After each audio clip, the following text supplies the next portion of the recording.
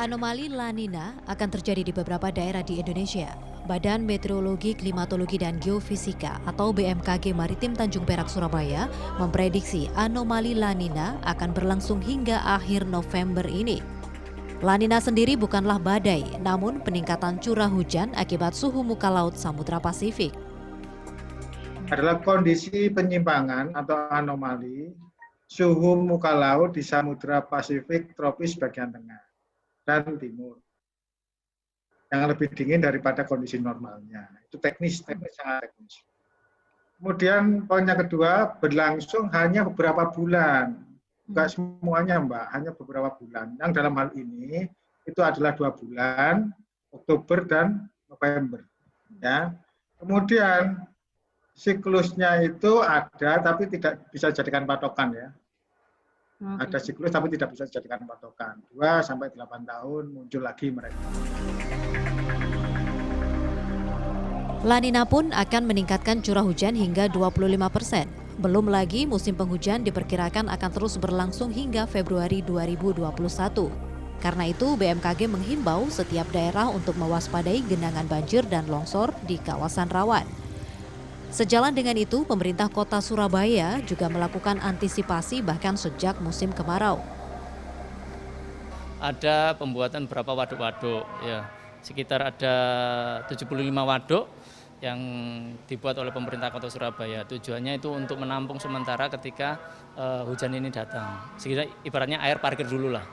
Kemudian juga pengoptimalan dari 59 rumah pompa. Ada beberapa rumah pompa yang dinaikkan kapasitasnya, upgrade naik kapasitasnya, sehingga nantinya diharapkan dengan kenaikan kapasitas ini bisa menarik air ini lebih cepat untuk dialirkan ke laut. Tentunya laut ini kami tutup dengan adanya pintu-pintu air, sehingga ketika air rob pasang, itu air laut tidak masuk ke sungai. Jadi air hujan itu mengalir ke sungai, kita pompa, kita tarik, kita lempar ke laut dengan pintu air yang ditutup, sehingga tidak ada air laut yang masuk ke kota. Namun upaya ini pun ternyata harus ditambah oleh beban sampah.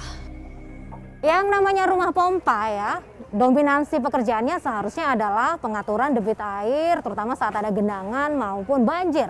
Namun kenyataannya karena masih banyaknya masyarakat yang membuang sampah di sungai, maka dominansi pekerjaannya adalah ngurusin sampah. Tak kurang dalam 1 hari, pemerintah kota Surabaya ini mendapatkan sampah-sampah dari saluran air ini puluhan dump truck. Dan semuanya harus diurus 24 jam.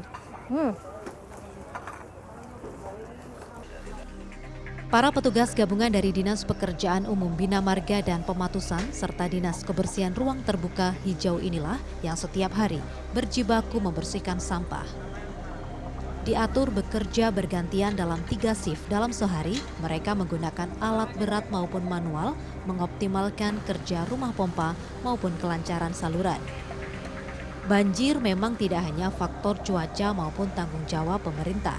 Namun, partisipasi masyarakat untuk mengurangi sampah dan tidak membuang sampah di sungai berperan signifikan dalam pencegahan banjir. Wida Subianto, Didin Iswandani, Surabaya, Jawa Timur.